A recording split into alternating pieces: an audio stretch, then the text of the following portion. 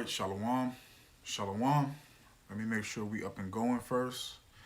We got sound and everything. We good to go. We good to go.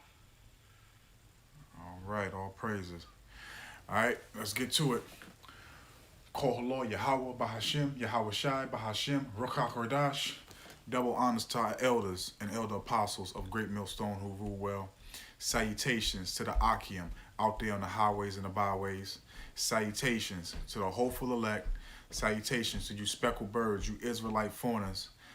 And a strong shalom to the Akwaf, sitting and listening in silence as the scriptures say to do so. Okay? This is your brother, Amoth, your eyes from Yahweh. Amoth, your eyes from Yahweh. All right, been reading some history. I got this book right here that I didn't have for a while. I haven't really had a chance to get back into it, but I decided to read.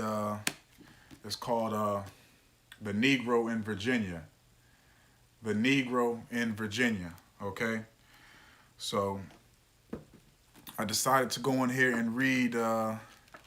It's a lot of stuff in here that can that we can go into with the scriptures, man. But I went to the Black Laws. Okay, there's the arrival, servant to slave, liberty or death.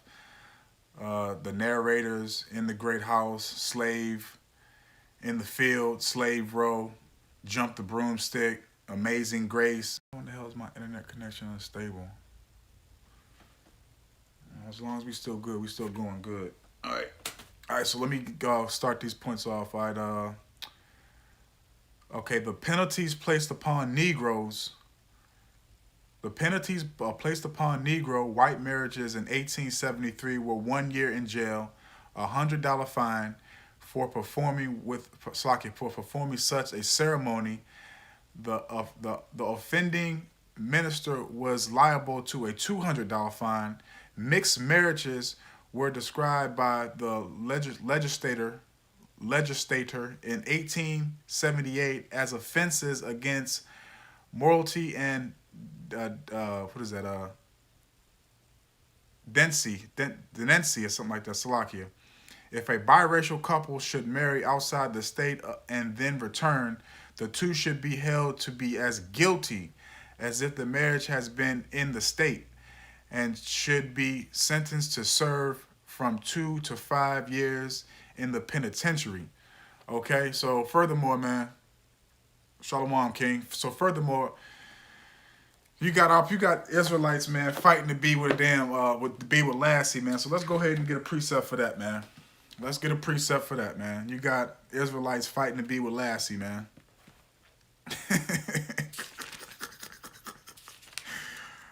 I love my cave beast. But I love her, man. I love her. She my world. She everything.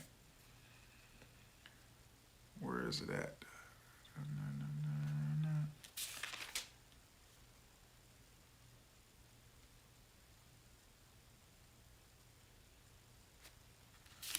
There's one in here.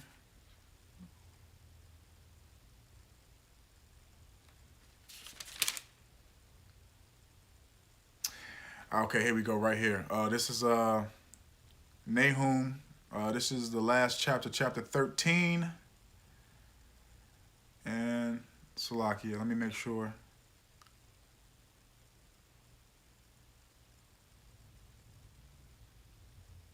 Okay, yeah, Salakia.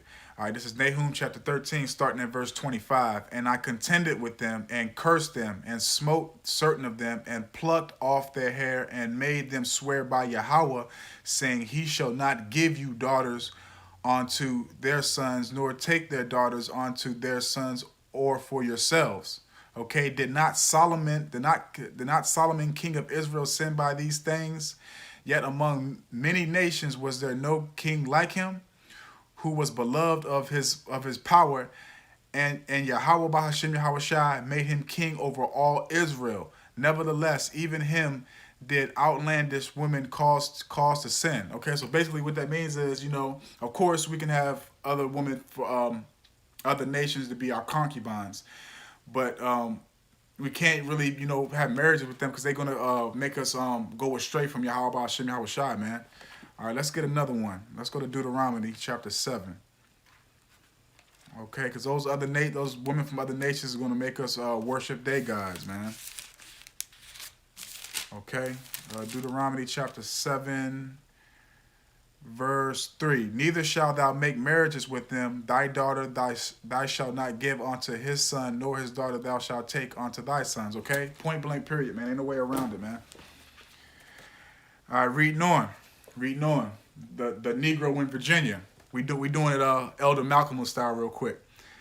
A statute of 1879 declared that any marriage between a white person and a Negro was void. A Negro being defined as one possessing 1/4 or more Negro blood. You hear that? Esau with his signs, his percentage and all that stuff when you are what your father is. A statute of 1879 declared that any marriage between a white person and a Negro was void. A Negro being defined as one possessing 1/4 or more Negro blood. These damn devils is crafty, man. All right, let's go to... Let's talk about elections. Let's talk about elections, okay? And like I said, I'm just gonna get to the points that I think are valid, okay? The payment of 3 years poll tax of $1.50 a year 6 months before general elections was made a restitute to voting, okay? And we're gonna get a precept for this too. The convention approved the new constitution by an overwhelming vote and proclaimed it the law of the state on May 29th, 1902, when registering books closed in Richmond on September 30th, 1903. It was found that only 760 of 8,000 Negroes of voting age were qualified to vote. Norfolk, with 6,000 Negroes, had but 509 to survive the registration requirements in 1905. The Lynchburg News in its survey is a survey to discover the exact effect of the Constitution on the colored vote.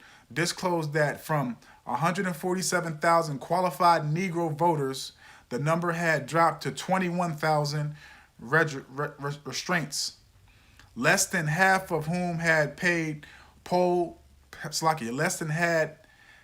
less than half of whom had paid their poll taxes and qualified. Okay, so let's get a precept for that, man. Let's get a precept for that, man. Let's see what Yahweh Hashem Yahweh Shai says about voting to put other people over you, man, of another nation. Okay? Let's see what he says about that. Deuteronomy chapter 17, verse 15. Straight to the point, man. We're going to get straight to the point. Thou shalt in any wise set him king over thee, whom the Lord, Yahweh Hashem Yahweh Shai, thy power shall choose, one from among thy brethren. Okay? Let me start again. Thou shalt in any wise set him king over thee, whom the Lord, Yahweh Hashem Yahweh Shai, thy power shall choose, one from among thy brethren thou shalt set king over thee. Thou mayest not set a stranger over thee, which is not thy brother. Okay, so we're not supposed to be voting, man. Point blank, period, man. You're not supposed to be out here voting for a goddamn cave beast to be over you, man. Okay, because all they gonna do is oppress you, man. More and more, man. They're gonna keep their feet on your neck, man. They're gonna have both of their feet on your neck, just you know, standing there trying to balance themselves, man. Okay? Wake the hell up, Israel, man. All right, let's go to this is gonna sound familiar, man. A lot of stuff started in Virginia, man. A lot of stuff started in Virginia, man. Little do y'all know, man. You gotta go up on your history, man. But let's get to like the seating arrangements. All right. Nevertheless, Negroes was a problem to white Virginians. One evening in 1899, Governor J. Hodge Tyler of Virginia had boarded a train for Atlanta, Georgia.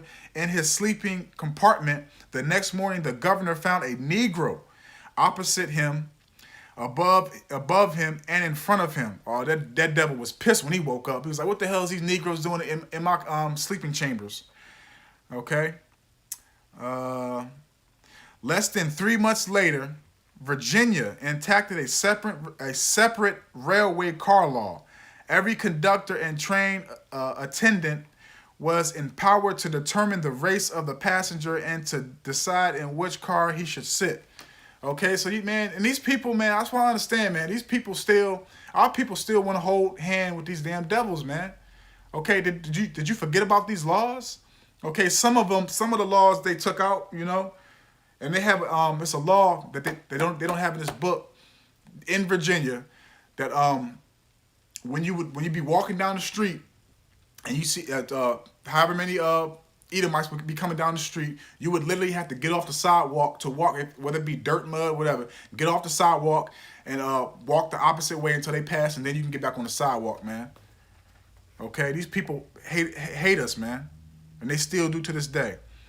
Okay, reading on, getting more points.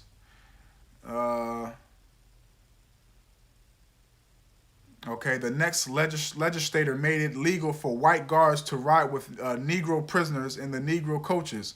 Okay, so they had a problem with bringing prisoners and traveling with the prisoners. They had a problem with that, so they had to make a law to get that passed. Okay, reading on, dropping down. Okay, Booker T. Washington issued a statement in 1914 to all Negro America. That's how it's worded, to all Negro America, to set aside Sunday and Monday, June 7th and 8th, as protest days. Jake's still trying to get that present, man, to be destroyed further. Booker T. Washington issued a statement in 1914 to all Negro America to set aside Sunday and Monday, June 7th and 8th, as protest days against discrimination in passenger accommodations on the railroads. Okay, protesting, man. Jake protesting to be beloved by these damn cave beasts, man. All right, reading on. Segregation was extended to streetcars. Richmond Street Railway system had caused the difficulty as early as 1867. In April of that year, 4 Negroes signaled a driver of one of the old Clay Street horse cars. Instead of stopping, the driver whipped his horse to a gallop. So he basically, hurry up, go, like past them. Nevertheless, the men scrambled abroad. When their fares were refused, they sat down to take a free ride. Policemen summoned by the street car employee threw the Negroes off the car and arrested them for creating a disturbance. They were just trying to get a ride, but they basically got arrested because the person that was driving the streetcar didn't want them on there. Okay. Oh man. All right, reading on. The railway company adopted a system of alternate cars for white and Negro passengers. Okay, so basically trying to make it seem like they helping you, but they destroying you more, man. Okay, at a mass meeting in Richmond, race leaders urged Negroes to walk rather than submit to discrimination. This was observed a noticeable drop in the number of passengers the following day, but very soon businesses was back to normal. From an alternate car system, Richmond streetcars emerged with a painted line across the center to divide the white from the Negro passengers. This was changed to white passengers will take seats from the front. Salakia. White passengers will take seats from the front. Negro passengers will take seats from the rear. Sounds familiar? Does that sound familiar? The Negroes sit in the back and the white people sit in the front. That sounds very familiar to me. Very familiar to me. So let's get a precept, man. Let's get a precept. Man, because everything Esau do is unrighteous, man. These damn cave beasts, man. Everything these damn devils do is unrighteous, and them making it seem like they doing something for you ain't doing nothing but destroying you further. Okay? Isaiah chapter 10, verse 1. Woe unto them that decree unrighteous decrees and that write grievousness which they have prescribed. Okay? Point blank period, man. It ain't doing nothing but to destroy you, man. Okay, let's go ahead. Let's keep on reading, man, because it's going to get better, man. It's going to get better, man. You ain't gonna believe this. Okay, the law was more difficult to enforce on streetcars. Okay, it was more difficult to enforce on streetcars than on trains. A misunderstanding of the provisions in 1906 threatened international complications. One M. Andre Chermond, distinguished French author and editor, boarded a Washington streetcar to visit George Washington's tomb at Mount Vernon. Okay, Mount Vernon is basically a section in Alexandria. Alexandria Route 1, which is Route 1. It's Richmond Highway. It's Route 1. It's the whole Fairfax County part of Alexandria. It's a portion off of Route 1. Okay, boarded a Washington streetcar to visit George Washington's tomb at Mount Vernon at the Virginian side of the Pacific River. The lone Negro passenger on the car requested in Chairman's seat. A train official, endeavoring to make the French man move, explained that he was occupying a Jim Crow seat. Jim Crow, he said, Jim Crow. I do not know the name, replied the Frenchman. He kept his seat. Okay? Let's get a precept for that. He kept his seat. Let's get a precept for that. Let's go to Deuteronomy chapter 28. Let's go to the curses. Let's get a precept for that. These devils, if they could have it their way right now to this day, it will go back to how it was. Okay, Deuteronomy chapter 28, verse 50. A nation of fierce countenance, which shall not regard the person of the old, nor show favor to the young. They don't care if you old, young. It's nothing that, they don't care, man. They hate your guts, Israel. They hate your damn guts. Let's get something else to back that up. Let's go to Wisdom of Solomon, chapter 2, verse 10. Let us oppress the poor righteous man. Let us not spare the widow, nor reference the ancient gray hairs of the aged. Okay? They don't care, man. They do not care. They hate you, Jake. They hate you. Okay? All right. Let's read on. Burning with indignation. According to the New York World, M. Chairman gave up the idea of seeing the great Washington's burial place and hastened back to the national capital, determined to return as soon as possible to Paris, where he promised to express the high rage properly in a forthcoming book upon America. This damn devil was pissed. This devil was pissed because this Negro, they try to enforce the law that they had to make him get out of his seat for Israelite. He was pissed. Okay, and furthermore, let's Salakia. Let's get I wanted to get a few words to break down real quick. Where is it? Endeavor. Okay, endeavor. He try hard to do or achieve something. So that attendant was basically trying hard to get him out that seat. All right. All right, let's keep on going. You won't believe this, man. Mary Custis Lee, daughter of General Robert E. Lee. General Robert E. Lee. If you don't know who Robert E. Lee is, man, please look him up. He's the devil, okay? Mary Custis Lee, daughter of General Robert E. Lee, deliberately flaunted. Let's get the meaning of that word real quick before we go. Flaunted. Let's get the meaning of that word. Okay, flaunted.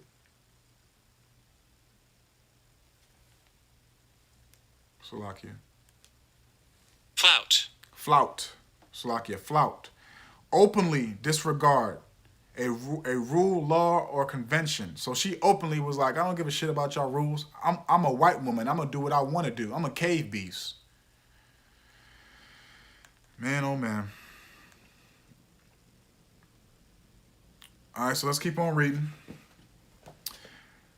Flouted the law on the same line, taking a seat on the Alexandra car in Washington. She refused to move forward when the car crossed the Potomac River into Virginia. At Alexandria, she was arrested and conducted to police headquarters, where testimony revealed that she had been guilty of violating the same law before. So she did it numerous amount of times. These damn cave beasts don't care about you, Jake, but yet y'all want to hold hand with these damn cave beasts, man. Okay? All right, reading on. In 1927, 500 Negro youths attending a Greek letter fraternity convention in Richmond took seats in the seat cars wherever they chose without being disturbed. Okay? So this is Esau, you know, not saying nothing, you know, basically making it seem like they won, you know.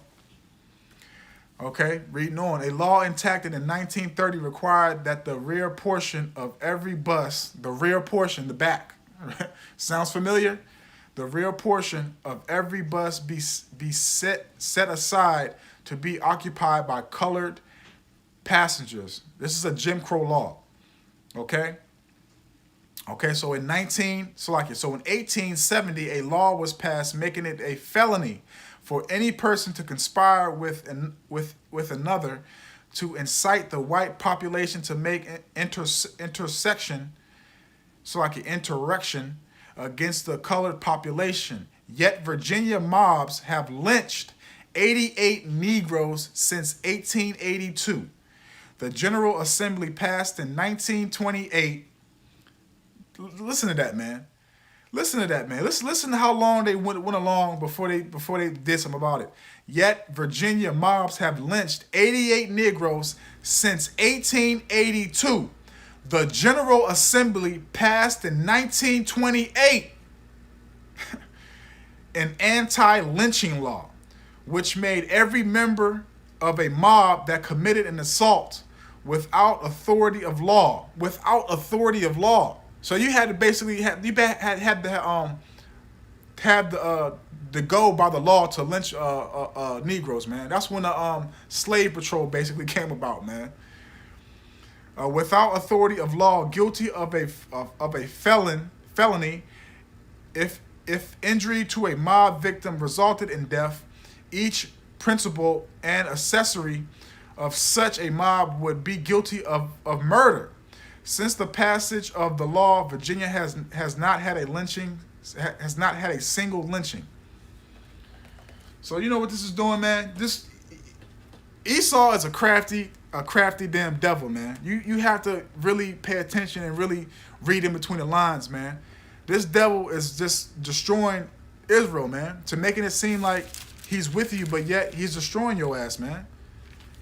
Okay? Ecclesiastes chapter 7, verse 7. Surely oppression make a wise man mad, and a gift destroyeth the heart. That's all they doing is destroying Jake further and further, man. Further and further, man. Okay? All right, let's read a little bit more, I think. Yeah, this is the last one I got right here. This will be it. This will be it. This is all they really publish in the book, okay? And this right here is going to make you shake your head, man. Most often when a Negro is charged with a crime against another Negro, the defendant either goes free or receives the minimum penalty. So basically, they don't care about, you know, niggas killing niggas. Yo, good. We applaud that. Thank you for killing that nigga. Shalom, King. Shalom. Thank you for killing him. Thank you. Okay, however, a Negro charged with a crime against a white person is less leniently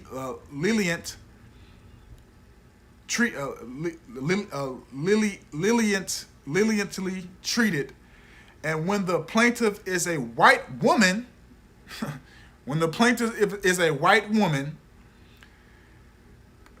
conviction is almost certain. No, conviction is certain. You damn devil! Why you see? See how they try to word stuff, man? Conviction is certain, not almost. It is certain, devil. In 1931, Dorothy Shags. We're just gonna say Dorothy, okay? Because I don't know how to pronounce that name. It's weird as hell. So Dorothy, a white woman of Norfolk, positively identified William Harper as the Negro who had waylaid, raped, and robbed her. Convicted and condemned to death within 2 weeks. Harper won 2 retrials, but at each the death sentence was confirmed. But